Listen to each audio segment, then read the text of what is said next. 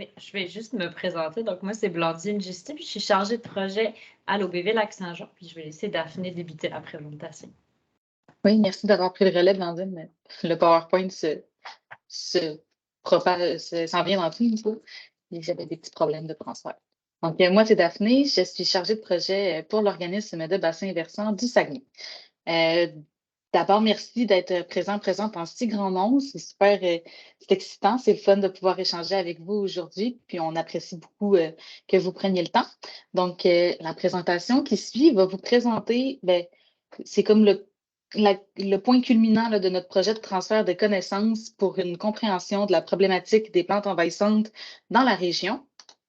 Donc, la présentation va aller comme suit. On va commencer par faire vraiment un portrait de qu'est-ce qu'une plante envahissante. Donc, on va aller voir d'où est-ce qu'elles viennent, leurs impacts, c'est ça, d'où est-ce qu'elles viennent et leurs impacts.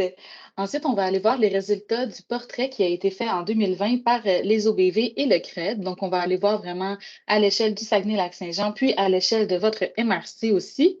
Puis, on va terminer par vous présenter des zones qui sont plus à risque sur votre territoire. Donc, je vais laisser Blandine commencer en vous présentant les plantes envahissantes. Ouais. Non, c'est pas vrai, je me suis trompée. Je m'excuse. OK. Bon, je vais commencer en vous présentant c'est quoi le projet de transfert de connaissances. Donc, le projet s'inscrit dans un contexte où il y a de plus en plus de plantes envahissantes qui sont observées dans la région du Saguenay-Lac-Saint-Jean. Puis, on était préoccupés, nous et la population, de ce les gens venaient nous voir puis nous parlaient de leurs inquiétudes parce qu'il y avait un manque d'outils pour prévenir la colonisation.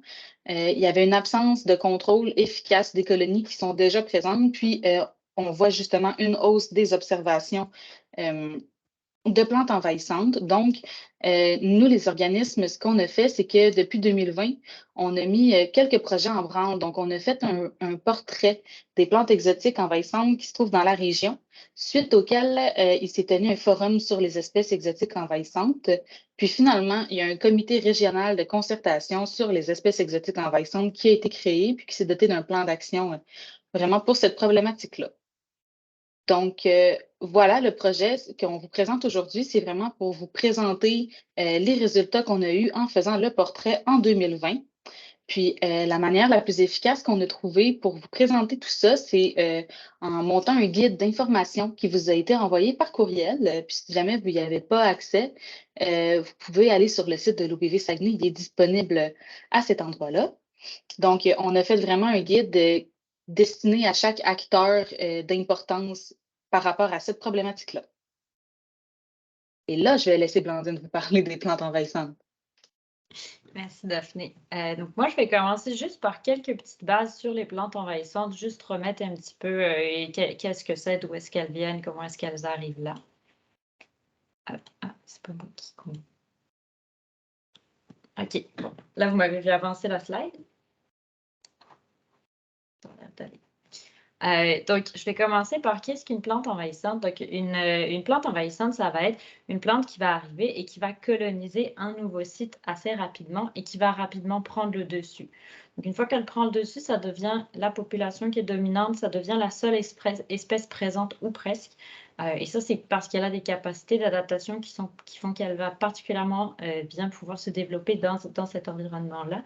Et généralement parce qu'elle n'a pas non plus d'ennemis qui sont déjà présents, donc elle devient vraiment dominante. Et ça, cette introduction de plantes et cette propagation, ça va avoir des impacts sur l'environnement, sur la santé, sur l'économie, sur l'agriculture et sur les loisirs. Mais ça, sur les impacts, on y reviendra un petit peu plus tard. Ces plantes-là, donc ça va être soit des plantes qui sont exotiques. Donc, dans le cas des plantes exotiques, c'est qu'elles se retrouvent en dehors de leur limite de distribution naturelle parce qu'elles ont été importées volontairement ou non. Et souvent, ça va être à cause d'activités humaines. Soit ça peut être des plantes qui sont indigènes. Donc là, elles poussent naturellement dans une région. Mais quand il y a une modification de l'environnement, elles vont pouvoir prendre le dessus. Si on a une forêt quelque part puis qu'on rase la forêt, on va se retrouver avec un nouveau milieu qui va être un milieu ouvert, dans lequel on va pouvoir avoir la propagation d'une nouvelle plante, puis qui va donc prendre le dessus par rapport aux plantes indigènes qu'il y avait avant. Donc, c'est toujours ça. Une plante envahissante, c'est qu'elle prolifère au détriment des espèces indigènes qui étaient là avant. Je vais pouvoir vous expliquer un petit peu mieux donc, comment elles arrivent dans une nouvelle région. Bien souvent, comme je le disais, c'est parce que c'est l'humain qui est responsable de cette introduction-là. Ça peut être des introductions qui sont volontaires. Donc, on le fait parce qu'on veut se nourrir. Donc, on a apporté, par exemple, de la luzerne parce qu'on veut s'habiller. Donc, ça peut être le cas du lin ou le cas du chanvre. Ça peut être aussi des plantes médicinales qu'on apporte donc pour se soigner. Puis ça peut être parfois juste aussi pour des plantes ornementales. On veut faire du jardinage, on importe des plantes qu'on trouve belles, par exemple. La salicaire commune, elle a été importée pour ça. Et donc, ça peut être des plantes qui deviennent envahissantes, par contre, par la suite. Il peut y avoir aussi beaucoup de cas d'introduction humaine qui sont involontaires. Donc là, ça va être quand on transporte des marchandises. Avec les marchandises qu'on transporte, ben, on peut apporter des nouvelles espèces involontairement. Ça peut être aussi par la navigation. Donc là, c'est le cas quand avec un bateau, on peut transporter des petits fragments de plantes. Puis si on nettoie pas le bateau quand on passe d'un lac à un autre, ben là, quand on arrive dans le nouveau lac, on va pouvoir apporter cette plante aquatique-là involontairement. Quand on fait des activités de plein air aussi, donc avec des 4 roues, avec les souliers, quand on fait de la randonnée, ben, on peut transporter aussi là, des plantes comme ça. Et ça peut être aussi avec de l'équipement contaminé, par exemple, si on utilise une pelle mécanique quelque part pour contrôler une espèce, si après on nettoie pas le matériel, on va pouvoir apporter cette espèce-là ailleurs. Il y a d'autres cas d'introduction qui sont donc pas humaines, pas des introductions d'origine humaine, c'est les éléments naturels. Par exemple, le vent ou les courants, ça c'est aussi des éléments qui vont pouvoir causer des déplacements de ces plantes envahissantes. Un petit peu plus en détail des vecteurs de propagation qu'on retrouve dans la MRC, c'est donc, comme je le disais, les courants, ça peut être donc tous les cours d'eau, ça va potentiellement être des vecteurs de propagation de ces plantes-là. Ensuite de ça, il va y avoir tout ce qui est terres agricoles, puisque c'est des terres qui peuvent être donc des terres qui sont à nu pendant une partie de l'année, donc qui vont être très propices à la propagation d'espèces. Et en plus de ça, c'est des grandes étendues. Il va y avoir aussi toutes les lignes de transport d'énergie et puis toutes les routes, tout le réseau routier aussi. Ça va être des grandes lignes qui favorisent les courants, le transport des graines, par exemple, par l'air sur plusieurs kilomètres. Et également sous les lignes de transport d'énergie. Bien souvent, on va couper les espèces indigènes qui étaient là au départ. Donc, ça va vraiment favoriser potentiellement la propagation des espèces. Quels impacts ça peut avoir, cette propagation-là, cette implantation-là des plantes? Donc, comme je disais tout à l'heure, ça peut avoir des impacts sur l'agriculture, la foresterie ou l'horticulture. Donc ça, c'est le cas, par exemple, parce que la plante va prendre de la place par rapport à la plante qu'on veut cultiver au départ. Donc, on va se retrouver avec des rendements qui sont plus faibles. On va se retrouver avec des produits qui sont plus contaminés, donc qui ont une moins bonne valeur. On va aussi avoir des impacts économiques. Donc, il y a des plantes qui peuvent vraiment porter atteinte à l'intégrité des infrastructures. Il y a des plantes dont les racines sont capables d'aller percer le béton, par exemple. Et ça va aussi avoir un coût élevé quand on veut passer au contrôle de ces colonies-là. Si on a beaucoup de colonies présentes, ça va vraiment pouvoir coûter beaucoup d'argent. Au niveau de la santé, il y a des plantes envahissantes qui vont causer des allergies ou causer des brûlures. Et au niveau des loisirs, il y a des plantes qui vont potentiellement empêcher l'accès à des espaces. Donc, par exemple, quand on a beaucoup de myriophiles à épis dans un lac, mais ça va pouvoir des fois devenir très, très gênant pour aller faire de la navigation, pour aller simplement se baigner dans le lac, ça peut devenir très gênant. Au niveau de l'environnement et de la biodiversité, et comme ces plantes-là, elles ont tendance à devenir la seule espèce qui est présente, il va y avoir vraiment une chute potentielle de la biodiversité. Ça va avoir des répercussions sur la dégradation d'habitats fauniques. Ça va aussi avoir des répercussions sur la qualité de l'eau, sur la quantité d'eau. Donc, ça peut vraiment être une grosse menace pour l'environnement. Comment il faut faire pour gérer ces plantes envahissantes-là? La meilleure méthode de gestion, vraiment, ça va toujours être la prévention. Si on prévient les introductions, ce sera toujours beaucoup moins cher que si on doit se retrouver à contrôler plusieurs colonies, parce que plus on va avoir de colonies sur le territoire, plus ça va vraiment coûter de l'argent, donc ça va pouvoir devenir un problème qui est vraiment exponentiel. Donc, la meilleure solution, c'est toujours prévenir les introductions, parce que quand on se retrouve avec vraiment beaucoup, beaucoup de colonies sur un territoire, ça peut devenir très compliqué à gérer, voire même devenir impossible. Comme plus au sud dans la province, il y a des cas de lacs qui sont envahis de myriophiles à épis, et là, ça devient vraiment impossible de s'en débarrasser.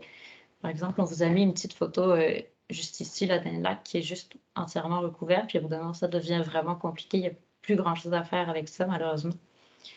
La meilleure solution, c'est vraiment toujours prévenir la propagation. Par exemple, pour les espèces aquatiques, les stations de lavage, c'est une très bonne idée. Donc, je vais laisser Daphné pour la suite pour vous parler des résultats du portrait. Oui, merci. Donc, la section suivante, ben, je vais vous présenter justement les résultats du portrait qui a été fait en 2020. Puis, c'est vraiment dans le but de vous transférer les connaissances que nous, on a acquises, puis vous permettre de bien connaître la situation sur votre territoire. Donc, au Saguenay-Lac-Saint-Jean, en 2020, on a observé 363 colonies, dont 20 espèces sont distinctes. 20 espèces distinctes ont été identifiées. Puis, sur les 20 espèces, il y en a 15 qui sont des espèces nuisibles. Dans la MRC, il y a 8 colonies qui ont été observées. Puis, des 20 espèces, il y en a 5 qui ont été observées, dont 4 sont nuisibles. Puis là, je tiens à dire qu'il s'agit d'observations, puis que ces données-là datent de 2020. Donc, il y a certainement des colonies qui n'ont pas été répertoriées ou qui se sont ajoutées puis qui n'ont pas été comptabilisées. On en a parlé dans le tour de table là, tout récemment. Il y en a d'entre vous qui avaient reçu des signalements. Donc, c'est vraiment, ça date de 2020. Donc, il y en a peut-être plus sur le territoire présentement. Donc, 8 colonies, ça représente 2 des observations de la région au complet. Ce n'est pas un chiffre impressionnant, donc c'est une bonne nouvelle.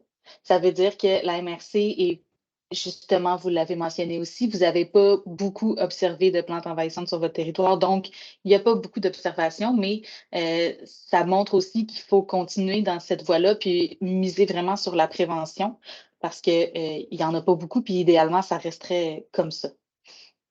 J'interromps ici Daphné juste pour dire que Oui. le coquille, là, c'est pas la MRC du fjord du Saguenay, c'est vraiment votre MRC, là, Domaine du Roi. C'est une présentation qu'on a fait à toutes les MRC, comme vous pouvez voir. Fait que c'est juste une petite erreur qui s'est glissée, mais les chiffres, ça s'applique vraiment à vous. Tout ce que Daphné disait, ça, c'était valide. Il y a tellement de personnes qui ont passé par-dessus cette présentation-là, en plus. On a tout passé à côté du gros tout. C'est bon. Donc, on parle vraiment de domaine du roi. Donc, c'est ça. Ça donne 2 des observations de la région. On continue les efforts de sensibilisation puis de prévention. Puis, vous allez remarquer avec les cartes qu'il y a le secteur de Saint-Félicien, les plantes envahissantes sont vraiment localisées dans ce secteur-là, puis que les plantes sont surtout situées dans des secteurs qui sont habités, donc développés, puis aussi très en marge des cours d'eau. Donc, on considère qu'une plante est nuisible lorsqu'elle porte préjudice à la santé, qu'elle nuit à l'environnement et à la biodiversité, ainsi qu'au rendement agricole, qu'elle compromet la qualité esthétique des aménagements paysagers ou qu'elle brime la tenue de loisirs, comme Blandine l'a bien expliqué tantôt. Donc, le tableau sur cette diapositive-là, il brosse vraiment un portrait de la nuisibilité des plantes dans le secteur. Puis, on peut voir qu'il y a 75 des plantes qui ont été observées en 2020 qui sont nuisibles. Donc, même s'il n'y en a pas beaucoup, elles sont toutes néfastes avec leurs impacts. Donc, dans ce graphique-là, vous pouvez voir les plantes qui ont été observées dans la MRC de Domaine du Roi. Donc, il y a du panais sauvage, de la renouée du Japon, du roseau commun, de la salicière commune et de la valériane officinale. Le panais sauvage puis la renouée du Japon sont ex aequo, mais c'est les plantes qu'on a le plus observées en 2020 avec la valériane officinale. Elle est en bleu car c'est une plante qui est non nuisible, donc ses impacts sont pas sont négligeables à comparer les impacts du panais puis de la renouée du Japon. Donc, sur cette carte-ci, vous pouvez voir que les losanges rouges représentent les plantes qui sont nuisibles, alors que les losanges verts représentent les plantes non nuisibles. Puis, comme je viens de mentionner, là, les deux petits losanges verts, c'est la valériane officinale. Donc, on peut voir qu'il n'y a pas beaucoup de plantes dans la MRC, puis ils sont toutes situées à peu près à la même place à Saint-Félicien, puis deux autres petites toutes seules au loin. Bon, ici, ça vous indique quelles plantes sont présentes sur le territoire. Je vais vous laisser une petite seconde.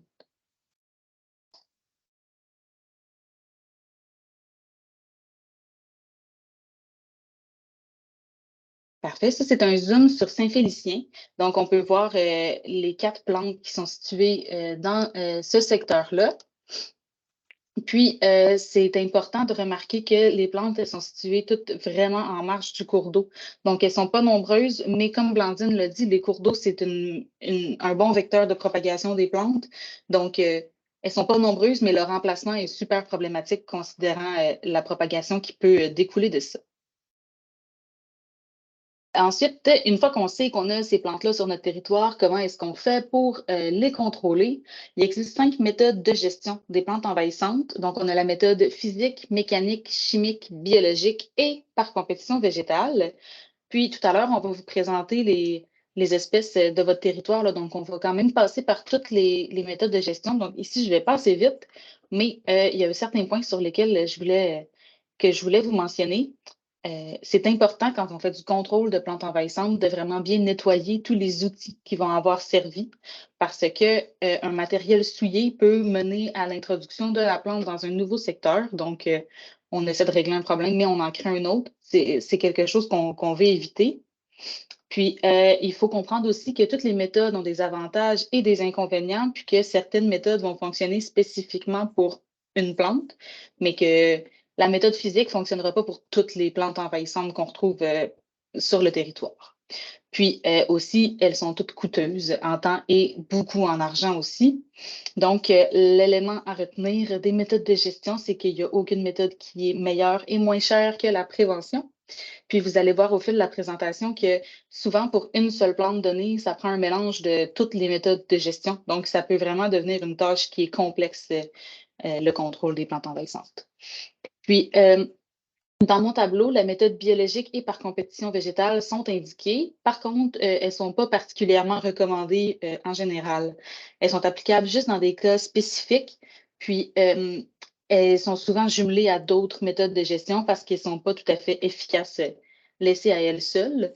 Puis, je mets un bémol sur la méthode chimique parce que c'est une méthode qui nuit à la qualité de l'eau, de l'environnement, puis de la santé de la population.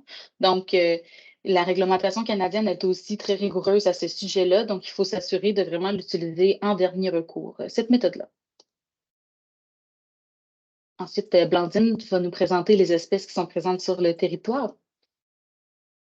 Oui, merci Daphné. Donc moi, je vais vous repasser un petit peu en détail sur les espèces les plus présentes dans la MRC. Comment est-ce qu'on peut faire pour les contrôler, ces espèces-là? Donc, je vais commencer avec le panais sauvage. Donc, c'est celui que vous voyez sur la photo, qui fait des petites fleurs jaunes comme ça, avec 5 pétales.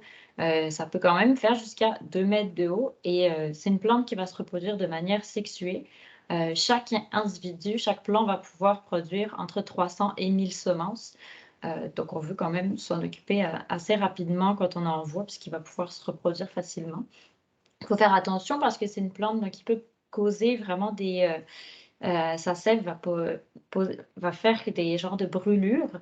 Donc, quand on veut le contrôler, la méthode qui est à privilégier, c'est l'arrachage. Mais il faut faire attention de bien s'équiper, de bien mettre des bottes en caoutchouc, mettre une combinaison, des gants en caoutchouc, une visière pour ne pas aller vraiment toucher ça à main nue. Mais ça reste l'arrachage qui est privilégié là, sur le panais. Et ensuite de ça, on peut tout mettre dans des sacs, puis faire pourrir ça, faire sécher ça au soleil avant de l'envoyer au site d'enfouissement. Donc, on comprend que ça peut être compliqué quand on se retrouve avec des très, très grosses colonies de panais. Donc, dès qu'on en voit, le mieux, c'est vraiment de pouvoir aller s'en occuper assez rapidement. Dans le cas du... Oui. Je m'excuse, Mandy, juste pour compléter, dans le fond, l'arrachage est recommandé pour le panais. Cependant, tout à l'heure, on a mentionné là, une colonie très, très dense.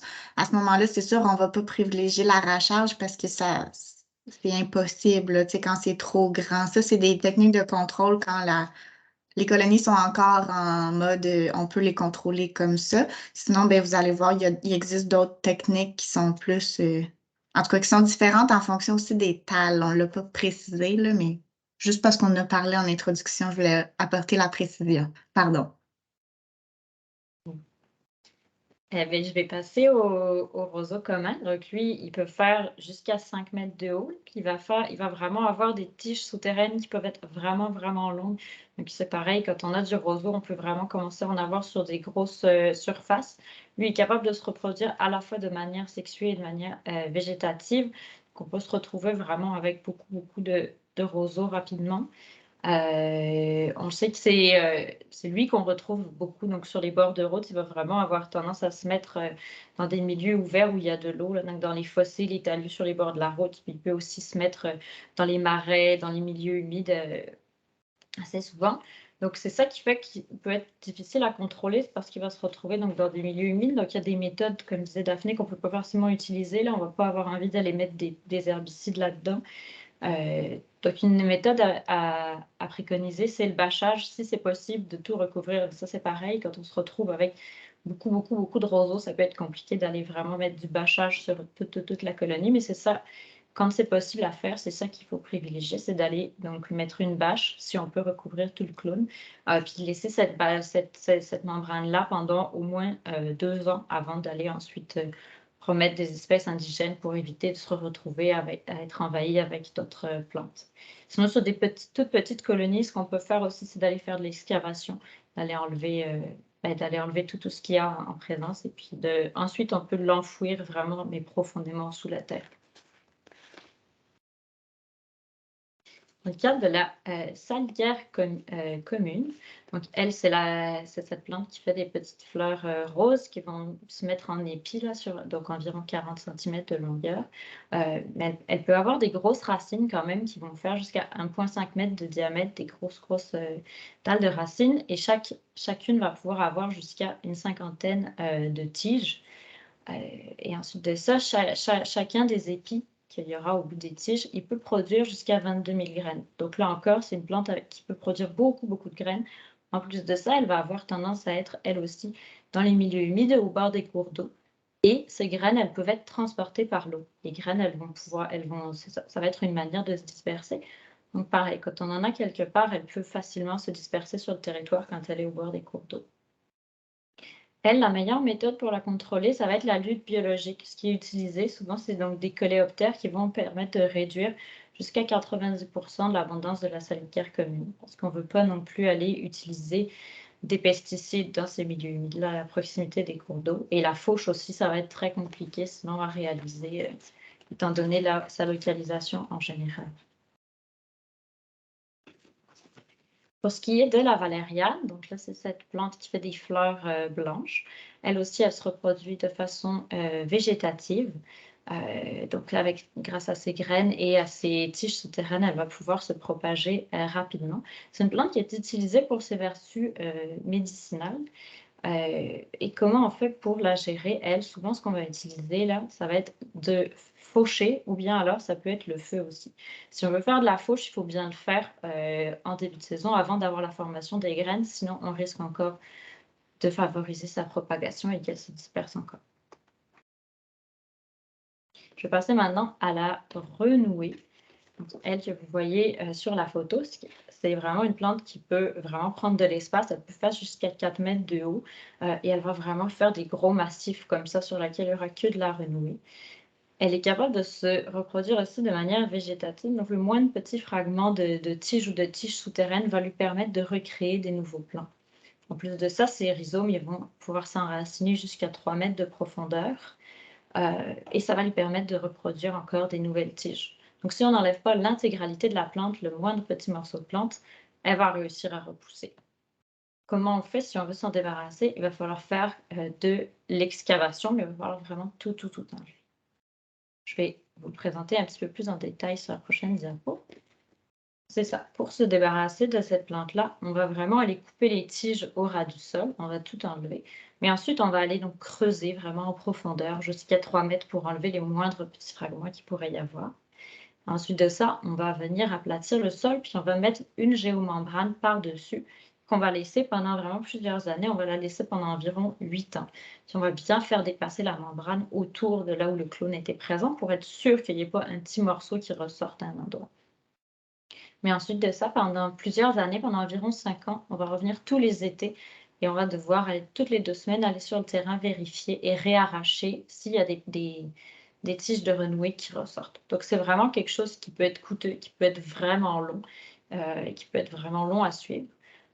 Et à la fin, si on arrive au bout de ce processus-là, ce qu'on va faire, c'est qu'on va replanter aussi des espèces indigènes par-dessus la membrane et à côté pour vraiment éviter qu'elles ressortent ensuite de ça. Mais donc, pour se débarrasser de la renouée, ça va encore être vraiment quelque chose qui peut être vraiment long et coûteux. Donc, si on peut éviter au départ d'en avoir sur le territoire, c'est toujours ça qu'on veut privilégier. C'est vraiment d'éviter l'introduction de ces espèces-là. Je vais repasser la parole à Daphné pour qu'elle elle nous parle de la berce du Caucase. Merci, Valentine. Vous l'avez remarqué tantôt sur les cartes, la berce du Caucase, elle n'est pas présente sur le territoire de votre MRC. Par contre, c'est une plante qui prolifère très rapidement puis qui est dangereuse pour la santé. Donc, je prends quand même le temps de vous en parler pour que vous restiez alerte là, si jamais vous en croisez sur votre chemin. Donc, la berce du Caucase, c'est une plante qui peut mesurer entre 2 à 5 mètres de hauteur, puis ses feuilles peuvent atteindre 1,5 mètre de large, puis 3 mètres de long. Donc, c'est vraiment une plante qui est très gigantesque, là, elle est très grande et impressionnante. Elle va avoir des petites feuilles blanches des fleurs blanches, pardon, qui vont former des ombelles. Puis les ombelles vont avoir entre 20 à 50 cm de diamètre. Puis elle va se reproduire, comme je disais, là, vraiment de manière très, très, très intense là, parce que chaque plant mère va produire 16 000 semences. Puis, il y a 85 de ces semences-là qui sont viables, puis qui peuvent se déplacer à l'aide du vent puis des plans d'eau. Puis, c'est une plante qui est super résistante parce qu'une graine peut passer 3 jours dans l'eau, puis ça n'affectera pas sa capacité de germer. Donc, il n'y a comme rien à son épreuve, là, si on peut dire.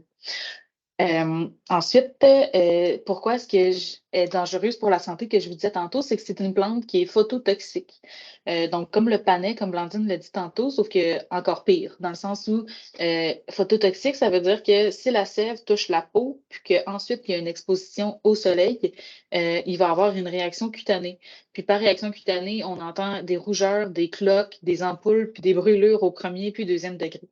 Donc, c'est vraiment une plante qui est dangereuse, puis on ne veut pas se promener par mégarde dans un grand champ de berce, là. Donc, ces photos-là vous permettent de reconnaître les petites sections de la plante.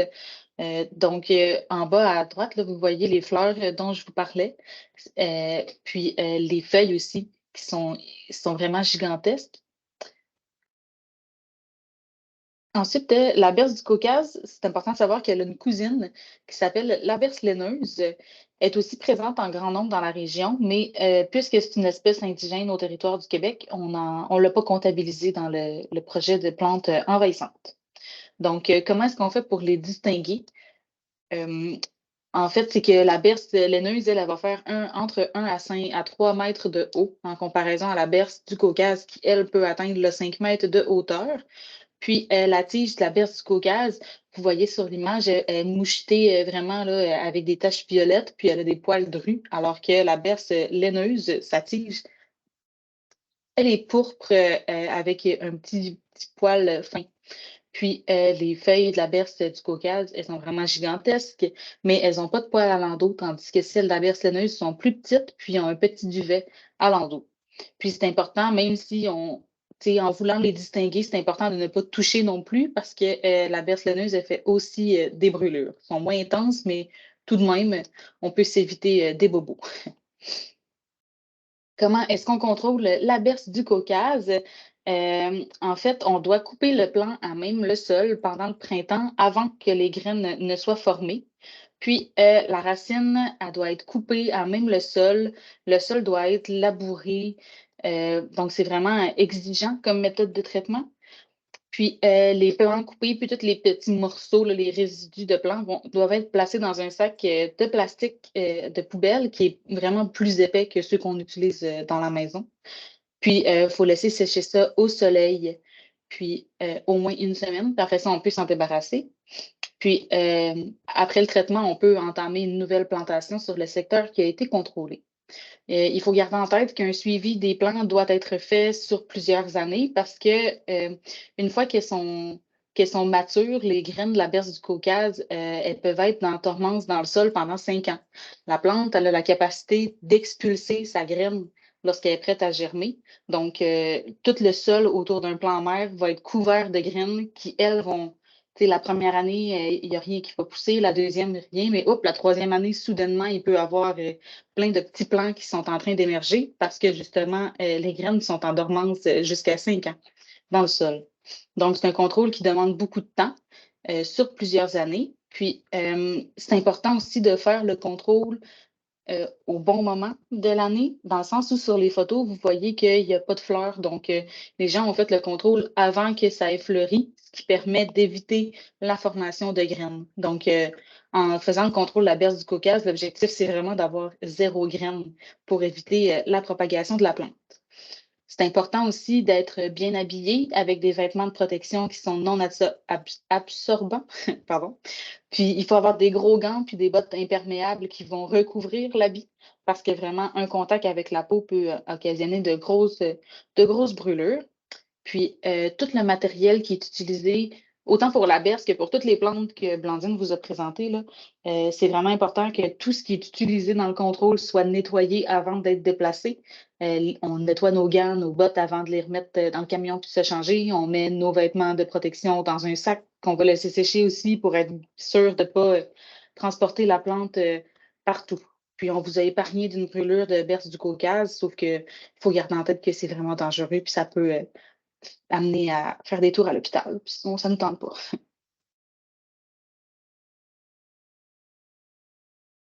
Pour la suite, Blandine, vous vous présentez les zones qui sont à surveiller sur votre territoire. Et donc, moi, je vais pouvoir vous présenter les zones les plus à surveiller donc, sur le territoire de la MRC. D'abord, les zones à risque, comment elles ont été déterminées? Donc, c'est des zones qui sont plus propices à l'introduction d'espèces envahissantes. C'est 3 critères qui ont été utilisés. C'est s'il y a un potentiel de dispersion, donc c'est principalement les vecteurs de propagation qu'on avait vus tout à l'heure, les réseaux routiers, les cours d'eau, les terres agricoles. Ça va être aussi si c'est des milieux qui fournissent des services écologiques qui pourraient donc être compromis par la présence de ces plantes-là. Donc là, par exemple, on pense aux milieux humides. Et ça va être aussi des milieux qui ont une valeur écologique importante, donc tout ce qui est parcs nationaux, les réserves fauniques, vraiment tous les territoires d'intérêt sur lesquels on voudrait vraiment peu avoir d'espèces envahissantes de présentes. Donc toutes les zones à risque, je vais vous montrer vraiment 2 cartes de la MRC qui présentent les zones à risque. Donc sur ces cartes-là, plus ça va être foncé, je vais y passer tout de suite. Plus la zone elle est foncée, plus ça veut dire qu'il y a un risque. À l'inverse, plus c'est clair, plus c'est beige clair, moins il y aurait de risque. Donc là, c'est vraiment un dézoom un petit peu qui montre la MRC. Donc comme vous voyez, là où c'est plus foncé, ça va être beaucoup la réserve faunique à Chouac-Mouchouane. Ça va être plus aussi vers le centre de Saint-Félicien, puis un petit peu plus à l'est. Donc là où il y a des milieux humides. Et puis, un petit peu le long des cours d'eau, vous voyez, toute l'hydrographie est un petit peu entourée de marron un peu plus foncé. Donc, c'est parce que c'est un potentiel vecteur de propagation. J'ajouterais juste, Blandine, qu'on peut voir aussi dans le secteur de Saint-Félicien que plus c'est foncé, plus ça représente les terres agricoles qu'on a pu voir sur la carte que tu as présentée au début des vecteurs de propagation. Donc, tout est lié en ce sens-là. Oui, merci Daphné. Je vais montrer justement un petit peu plus zoomé dans ce secteur-là de Saint-Félicien. Donc là, c'est ça, on voit bien que ça suit les terres agricoles, ça suit beaucoup les cours d'eau parce que c'est des vecteurs de propagation. Les milieux humides aussi, donc plus à l'est, puis quand on remonte la rivière à Chouac-Mouchouane, parce que c'est vraiment des milieux qui fournissent des services écologiques importants. On peut voir aussi la pointe de Sainte-Méthode vraiment, puis sur le bord du lac, là, ça va être des zones plus à risque, toutes les bandes riveraines du lac aussi. On ne veut pas avoir des espèces envahissantes là-dedans. Parce que ça peut créer aussi des problèmes. Et puis, ensuite, une fois que ça part dans le lac Saint-Jean, ça peut aussi être dispersé par ce biais-là. Donc, c'est ça les principales zones à risque qu'on peut voir sur la MRC. Puis maintenant, Daphné va pouvoir vous expliquer qu'est-ce qu'il faudrait faire quand vous voyez une espèce envahissante. Oui, donc il y a deux choses que vous devez faire si vous croisez une espèce animale ou végétale que vous avez jamais observée sur votre territoire. Donc, si vous remarquez quoi que ce soit de particulier, vous devez contacter les OBV. En fait, nous, on est toujours à la recherche de ces observations-là pour bonifier les connaissances qu'on a sur le territoire. Donc, les deux OBV, va pouvoir aussi vous diriger vers les bonnes ressources si jamais. Puis, il y a aussi le fait que on ne peut pas être partout sur le terrain tout le temps. Donc, on a vraiment besoin de votre collaboration pour garder un suivi des observations sur le territoire. Puis sinon, vous pouvez signaler les observations particulières que vous faites. Le ministère de l'Environnement a mis en place un site de consultation et de détection des espèces envahissantes qui s'appelle Sentinelle. Donc, je vais vous montrer comment ça fonctionne. Donc, on clique Sentinelle MELCC sur Internet, puis on tape ça, puis vous allez accéder à une page qui a ce petit logo-là. Donc, vous vous inscrivez ou vous vous connectez, puis vous cliquez sur Nouvelle observation. Je vous en parle parce qu'il y a plusieurs éléments que vous avez besoin d'inscrire pour faire un signalement.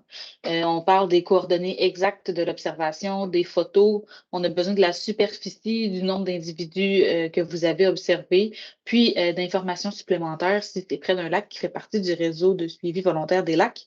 Donc, je vous en parle. Un signalement pas tout à fait rempli est mieux qu'aucun signalement, mais quand même, vous avez besoin de quelques preuves, quelques informations quand vous faites un signalement. Ensuite, le CREDD a des idées de projet, donc on va laisser Catherine vous en faire part. Oui, donc pour conclure, nous, on a monté une petite offre de service là, pour la gestion, l'évaluation, la gestion, le contrôle des plantes envahissantes. C'est sûr que pour cet été, nous, on a vraiment ciblé l'averse du Caucase. Comme vous pouvez voir sur la photo, là, la grosse plante dangereuse pour la santé humaine.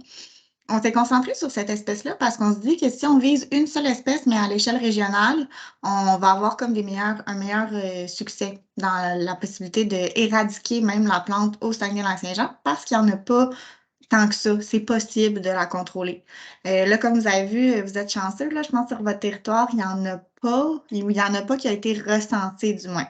Alors, si jamais au courant de l'été, vous voyez quelque chose, vous n'êtes pas sûr, n'hésitez surtout pas à appeler les OBV, faire valider tout ça ou à me contacter directement. Là, mon courriel est là pour qu'on regarde ça ensemble puis qu'on puisse évaluer vos besoins.